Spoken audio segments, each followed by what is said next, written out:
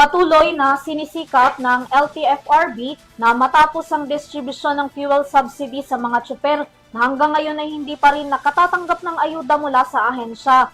Konting pag-unawa pa raw habang inaayos nila ang ilang proseso at verifikasyon sa mga benepisyaryo.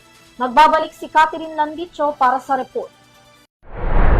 Tiniyak ng Land Transportation Franchising and Regulatory Board o LTFRB ang tuloy-tuloy at maayos na pamamahagi ng fuel subsidy para sa mga operator at delivery service sector na apektado ng patuloy na pagtaas ng presyo ng langis sa bansa.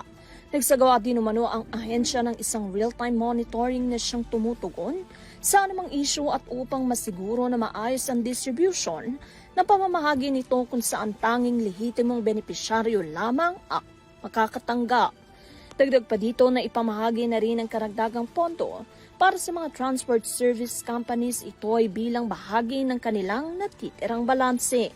Hinihingi naman umano ng ahensya ang pangunawa ng publiko habang patuloy na isinasagawa ang masusing verifikasyon.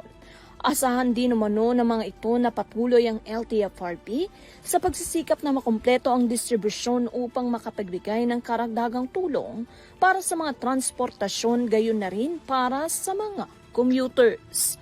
Para sa TV News, Catherine Landicho, sumasaludo sa bawat Pilipino.